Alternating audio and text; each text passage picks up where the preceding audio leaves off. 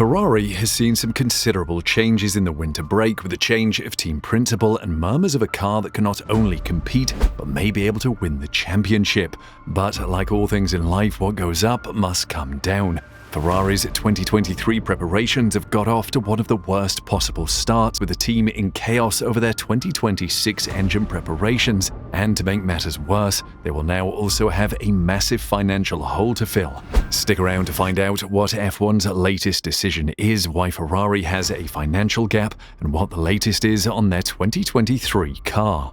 The current V6 hybrid power units have been long overdue for a change, with the existing power unit set to have been in place for 12 years when the new engine regulations are updated in 2026. Across F1's illustrious 73-year history, this has been the longest that the engine regulations have been unchanged. The original plan was for the current engines to have a 7-year lifespan and be replaced by the subsequent generation of power units by 2021. Several factors delayed this significantly, but the two most notable were COVID and one team that goes by the name of Mercedes, who were more than happy to prolong the V6 era as they had made a considerable investment in and achieved dominance with the AMG F1 power unit. Eventually, 2026 was settled, and various timelines were given to the teams to express their interest in becoming an engine supplier. These timelines were chopped and changed and not adhered to, with the initial deadline of the 15th of October 2022, with only Audi signing up. Red Bull, Mercedes, Honda, and Alpine all signed up by the second deadline, with the very noticeable and famous Ferrari not signing up.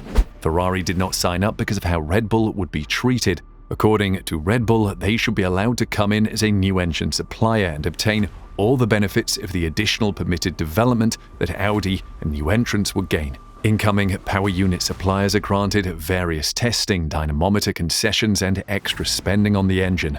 Horner is adamant that Red Bull should be a newcomer. The deadlines were extended, but there's an awful lot of discussion about governance and tidying up some of the technical regs and obviously financial regs as well. As a newcomer for 2026, Red Bull Powertrains has entered. It's an exciting moment for the group, for the company, a new challenge to take on, and a lot to do between now and 2026, said Horner. You can see Ferrari's point in this matter. Red Bull is not a newcomer to F1, having dominated the past 2 seasons, unlike Audi, who has no F1 experience. I'm sure Red Bull will argue that building an engine and racing a car is very different, but they have had access to Honda's IP rights while partnering with the Japanese-based manufacturer. It is understood that these IP rights have been given back to Honda after the teams agreed to go their separate ways after 2025, and Red Bull argues they are running a frozen Honda power unit that's not designed by Red Bull Powertrains. One of the funny things about the whole situation is that the FIA wanted to broaden the engine suppliers because of Red Bull. During the V6 era, Red Bull came close to having no engine supplier. They had a terrible relationship with Renault, and both Mercedes and Ferrari were not going to supply them with a power unit. Their only option, and a lucky one at that, was Honda, who themselves had just come out of a terrible relationship with McLaren. Whether it be by luck or a stroke of genius, the pair managed to get it to work, and now Red Bull has won 2 championships in a row.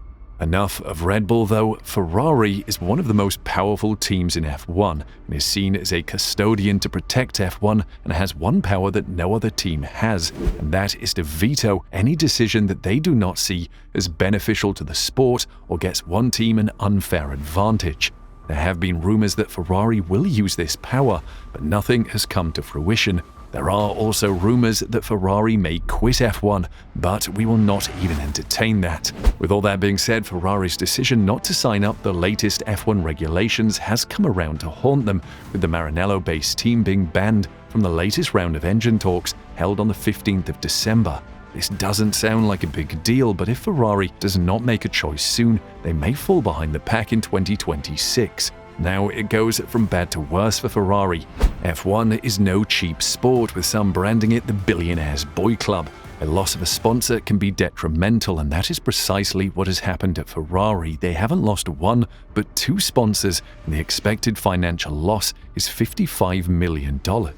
Ferrari has followed suit with the rest of the F1 teams and split with its crypto partner Velas, with both partners pointing fingers at each other as to who is at fault. Vela stated that Ferrari didn't comply with allowing them to create NFT images, and the Scuderia said Velas was in financial breach. This one may get messy. Velas's estimated contribution to Ferrari was a cool $30 million per annum. The second sponsor that Ferrari split with is Snapdragon. The split is considered to be mutual, with the company looking to partner with Mercedes instead. Snapdragon contributed a further $25 million per annum.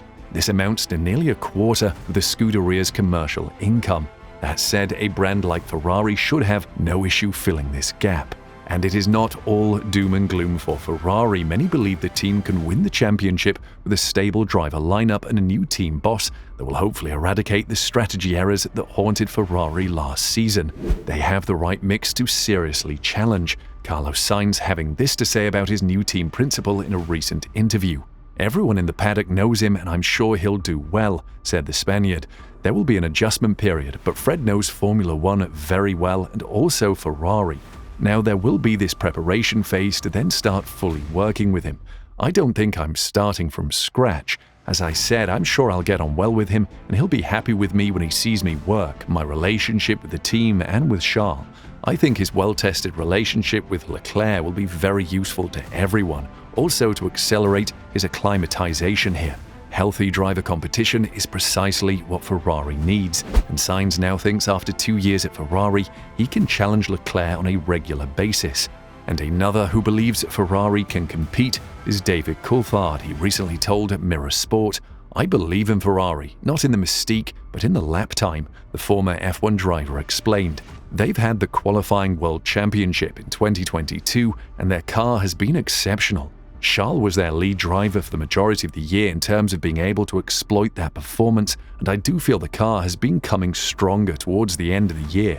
I believe in the drivers, and that because they've designed that car at that pace, they've got the right talent in the team to iron out the issues they've had. So with all of that, Ferrari have got to be lined up for the championship in 23. Not based on it just being a red car with a prancing horse, but based on what they've got on their hands. A very fast Grand Prix car and two very fast and motivated drivers. So in 2023, they have to be targeting the World Championship. And I think they can achieve their goals if they can iron out the issues that are blatantly obvious to everyone. Now, one thing Ferrari will need is a powerful and reliable car. La Gazzetta dello Sport has reported the new Ferrari car, which does not have a name yet, will be narrower as it will have a different aerodynamic concept compared to the current Ferrari model. However, it asserts that the car will be an evolution rather than a revolution of the F175. A further addition will be a new gearbox that will increase the competitiveness and reliability of the car. The new gearbox will allow for a further 30 horsepower to be available from the power unit. Ferrari will be launching its car on February 14th.